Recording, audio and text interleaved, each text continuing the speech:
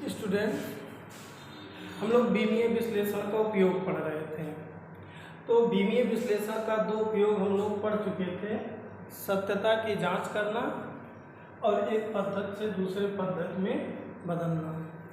आज हम लोग तीसरा उपयोग पढ़ेंगे, किसी भौतिक समीकरण स्थापित करना। क्या पढ़ेंगे? आज हम लोगों का है भौतिक राशियों के बीच संबंध स्थापित करना। आज तीसरा उपयोग हम लोग पढ़ने चल रहे हैं, भौतिक राशियों के बीच संबंध स्थापित करना।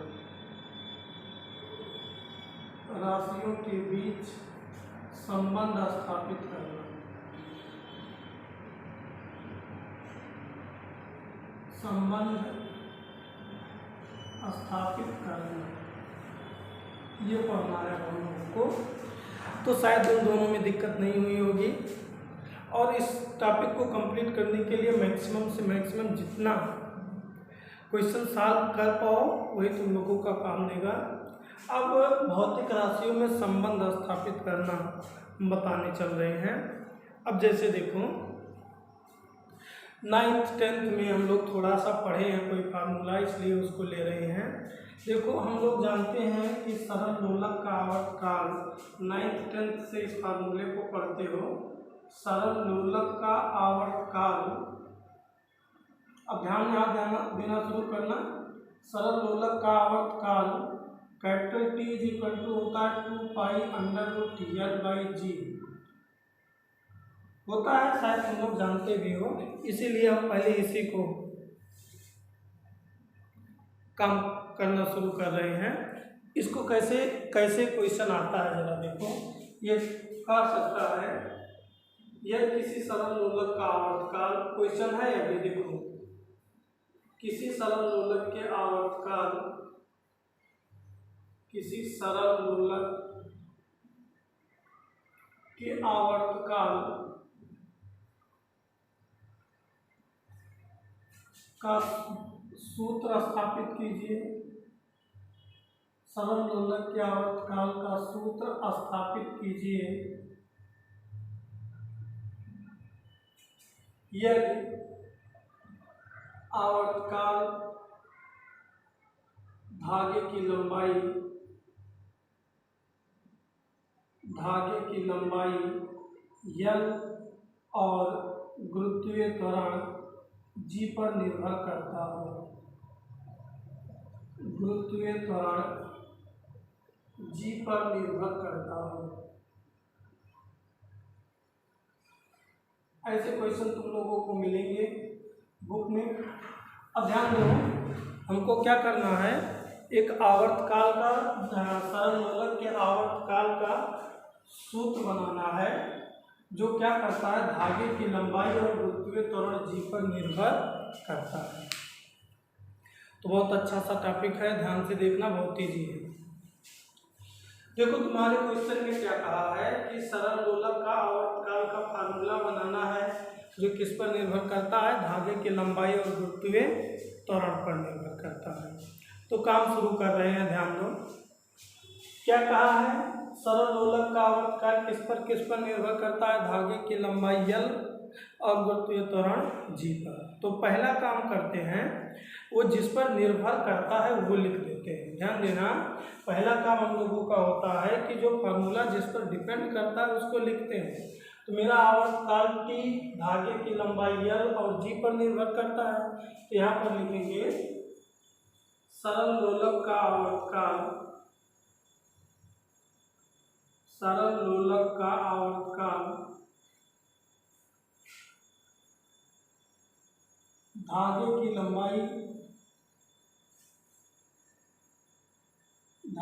लंबाई L और गुरुत्वीय त्वरण G पर निर्भर करता है। गुरुत्वीय त्वरण G पर निर्भर करता है, इसलिए किस पर निर्भर करता है, L और G पर। कौन? T निर्भर करता है, इसलिए हम लिखेंगे T² = L × G। जिस पर निर्भर करता है उसको हम लोग प्रोपोर्शनल के सिंबल के साथ लिख लेते हैं। ठीक है। दूसरा स्टेप क्या करते हैं, t इज प्रोपोर्शनल, इन पर जो घात है ना, ये यल और जी कोई घात लगा देते हैं, यल इन पावर x इंटू जी पावर वाई, ऐसे कुछ घात लगा देते हैं। ऐसे क्या करते हैं, कुछ घात लगा देते हैं। फिर दूसरा स्टेप क्या करते हैं, कांस्टेंट ये प्रोपोर्शनल का सिंबल हटाने के लिए कोई कांस्टेंट यूज कर लेते हैं, जैसे हम यहाँ ये के यूज कर लेते हैं। अब यहाँ पर ध्यान देना और इसको इक्वेशन नंबर 1 कर देते हैं। मेरी बात को ध्यान से सुनो, क्या क्या किए, 2 काम किए, 2 या 3 मान लो किए।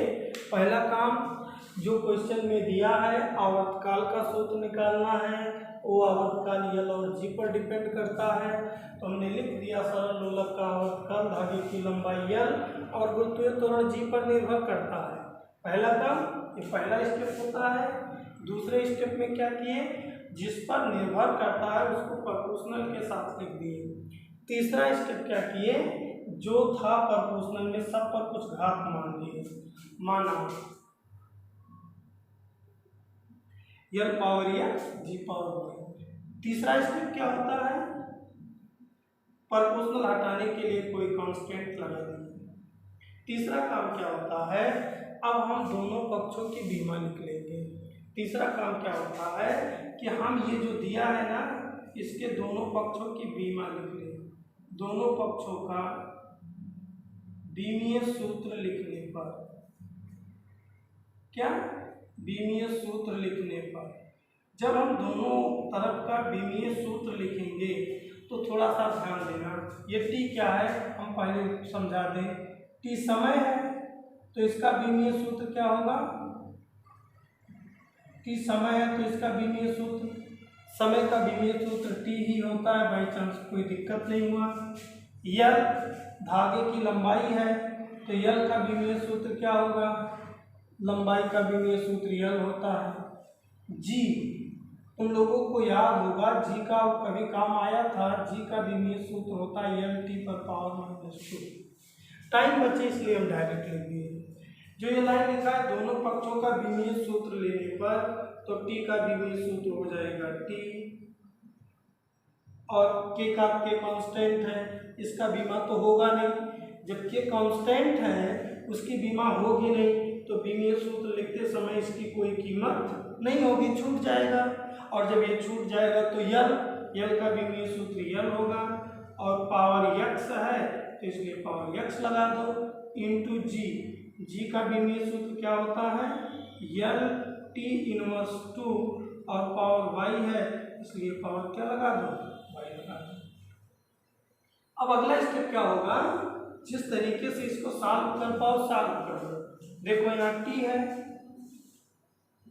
यहाँ पर क्या है T is equal to L power X, देखो एल का होल पावर यक्स है तो हम लोग इसको क्या लिख सकते हैं, यल पावर यक्स।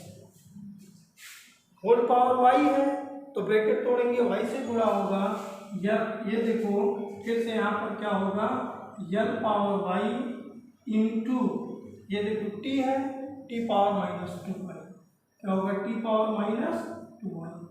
सबको एक साथ लिखेंगे जब हम, तो टी इज इक्वल टू, यहाँ देखो यल पावर यक्स है, यहाँ यल पावर वाई है, अगर है x power 2 into x power 3 तो यक्स पावर क्या कर देते हो 5, ये पावर को क्या करते हो ऐड कर देते हो 2 + 3, तो ये जो यल पावर यक्स है ये यल पावर वाई है, ये क्या हो जाएगा यक्स प्लस वाई, और इंटू टी पावर क्या -2y। ठीक है। अब देखो यहाँ इधर यल है इधर यल नहीं है, तो क्या हम अगर इधर यल पावर 0 लिख दें तो कोई दिक्कत होगा, यल पावर 0 अगर लिख दें तो कोई दिक्कत होगा, कोई दिक्कत नहीं होगा, क्योंकि हम लोग जानते हैं किसी भी टर्म पर अगर पावर 0 है तो उसका कोई वैल्यू नहीं होता है, 1 होता है, तो ऐसा लिख सकते हैं। अब चौथा स्टेप क्या करें, दोनों पक्षों में घातों की तुलना कर लें, दोनों पक्षों में घातों की तुलना करने पर, घातों की तुलना करने पर, जब हम घातों की तुलना करेंगे तो ध्यान देना इधर n पावर क्या है 0, 0 इज इक्वल टू इधर क्या है n power x plus Y, ये हो गया। इधर t पावर क्या है 1 है, इधर t पावर क्या है -2y है। इसको अगर हम सॉल्व करें तो y इज इक्वल टू क्या होगा -1/2, ये माइनस है ना, y इज इक्वल टू क्या आएगा 1/2, और ये y की वैल्यू अगर इसमें हम रख दें तो 0 is equal to x plus या -1/2 हो जाएगा। x की वैल्यू क्या आ जाएगी 1/2, y की वैल्यू क्या आ गई 1/2 और x की वैल्यू क्या आ गई 1/2। देखो हमने कुछ नहीं किया, जो क्वेश्चन में लिखा था वो कर दिए, प्रपोर्शनल लगा दिए, घात के साथ लिख दिए, यहाँ बीमीय सूत्र लिख दिए, बीमीय सूत्र लिखने के बाद सॉल्व करके तुलना कर दी, x और y की वैल्यू आ गई। ये जो x और y की वैल्यू आई है, हम देखो इसको इक्वेशन मान लिए, इस इक्वेशन में रख देंगे, लिखेंगे x व y का मान समीकरण 1 में रखने पर, x व y का मान समीकरण 1 में रखने पर, तो समीकरण 1 क्या है देखो t इज इक्वल टू के l पावर x की वैल्यू कितनी आई है 1/2, लिख देंगे l power 1/2 into g power y, y की वैल्यू कितनी आई है -1/2, और इस तरीके से हो जाएगा t इज इक्वल टू के इंटू l पावर 1/2 इंटू जी पावर 1/2। अगर इस 1/2 को, ये माइनस है, माइनस को हम एडजस्ट करें तो t इज इक्वल टू हो जाएगा k इंटू एल पावर 1/2 और 1/g पावर 1/2। माइनस में है, पावर माइनस में है तो नीचे 1/2 हो जाएगा, और इकट्ठा अगर हम लिख दें तो k इज इक्वल टू हो जाएगा l/g पावर 1/2, और 1/2 का मतलब क्या होता है अंडर रूट होता है l/g। देखो k की वैल्यू आ गई, t की वैल्यू आ गई, k is equal to under root l/g। ये हमारा फार्मूला हो गया जो हम निकाले हैं। अब दिक्कत ये आ सकती है कि तुम लोग ये कह सकते हो कि t का फार्मूला हम बताए हैं 2 अंडर रूट l/g, और हम निकाल रहे हैं t is equal to k under root l/g। तो मुझे ये बता दो ये 2 कांस्टेंट है कि नहीं है, हमने इसको k कांस्टेंट कहा है कि नहीं। बीमीय विश्लेषण में एक कमी है, बीमीय विश्लेषण की कमी क्या है, इससे हम फार्मूला तो बना लेते हैं लेकिन कांस्टेंट टर्म को नहीं फाइंड कर पाते हैं। तो ये जो कमी आ रही है ये आगे अभी हम बताएंगे कि ये कमी क्यों आती है और इसका उपाय क्या है। ये चीज़ें समझ में आ गई ना। अब ऐसे एक क्वेश्चन और लेते हैं, इसको कॉपी में सब नोट करते रहना। अभी 2 एक क्वेश्चन और ले रहे हैं, इससे काम होगा। देखो एक क्वेश्चन और ले रहे हैं, दूसरा क्वेश्चन, वृत्तीय गति करते हुए, वृत्तीय गति करते हुए किसी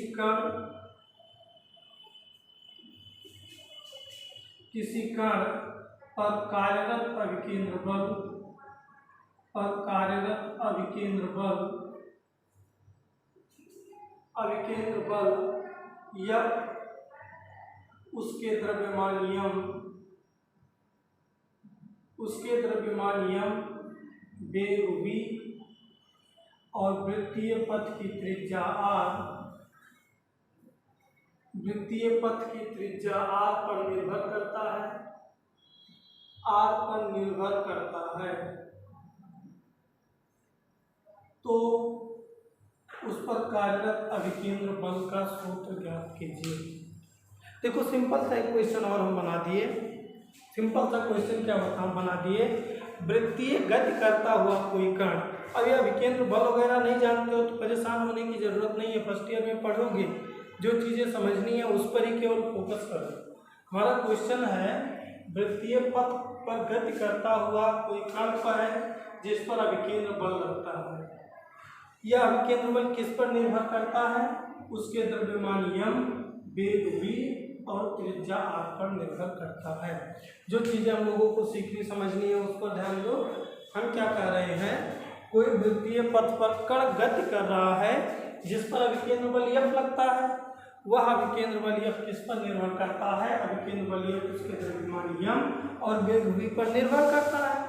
अगर उसका अभिकेंद्र बल F द्रव्यमान यम, वेग v और त्रिज्या r पर निर्भर करता है तो हमारा पहला स्टेप सॉल्यूशन का क्या होता है, पहला स्टेप सॉल्यूशन का होता है कि ये लिखें कि अभिकेंद्र बल F, अभिकेंद्र बल F द्रव्यमान यम, वेग v व त्रिज्या r पर निर्भर करता है, त्रिज्या r पर निर्भर करता है। इसलिए क्या लिखते हैं, यम प्रोपोर्शनल यम पर निर्भर करता है यम, v पर निर्भर करता है v, r पर निर्भर करता है r। दूसरा स्टेप होता है इस पर कोई वेरिएबल का पावर लगा दें, जैसे M power x, v power y, r power z। तीसरा स्टेप क्या होता है, प्रोपोर्शनल का सिंबल हटाने के लिए कोई कांस्टेंट लगा दे के M power x, v power y और r पावर z, और इसको इक्वेशन नंबर 1 मान लें।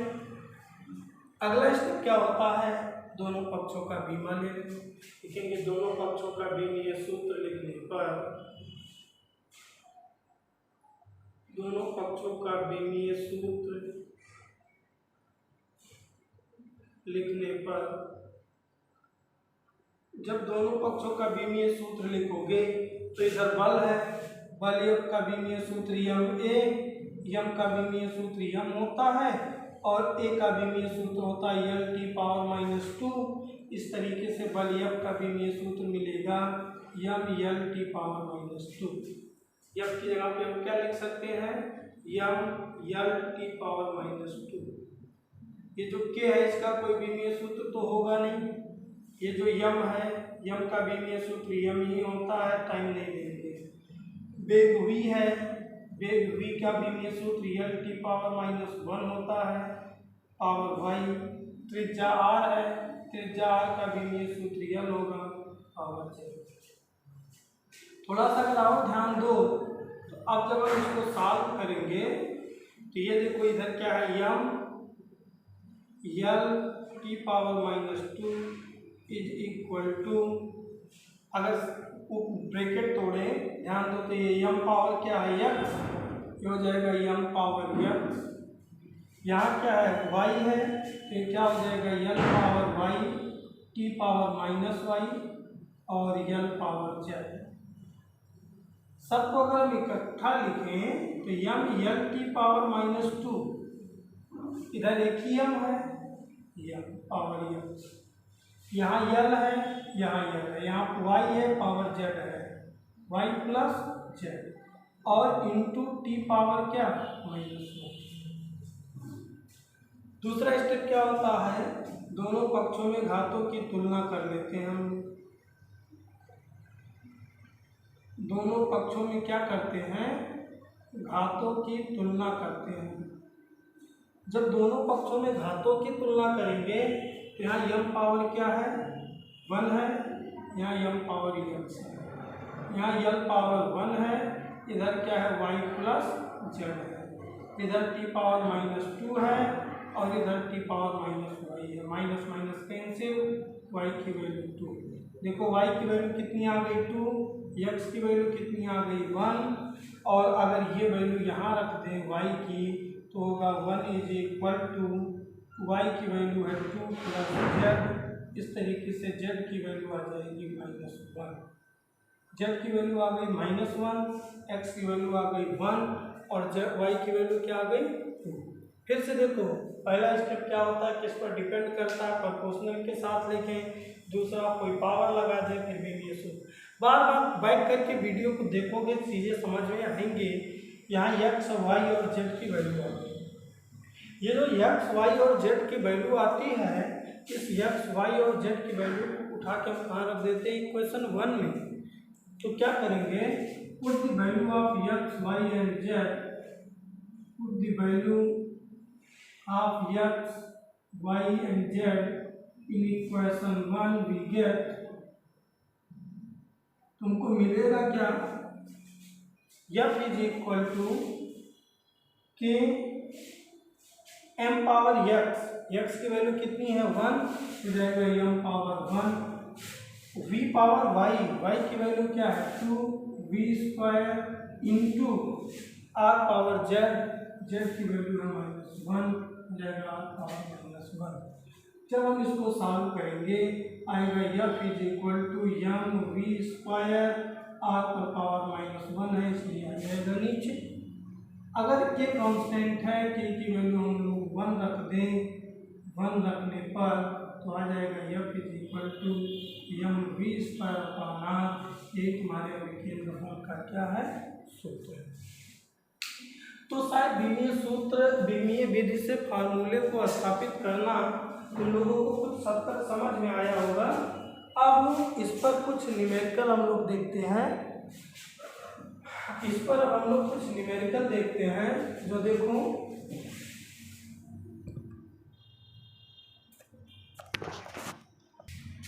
जैसे ये न्यूमेरिकल, अब इस पर तुम लोगों को ये हम 3 न्यूमेरिकल दे रहे हैं, इन तीनों न्यूमेरिकल को अगर तुम लोग लगाओगे तो चीज़ें अब तुम लोगों को समझ में आएंगी।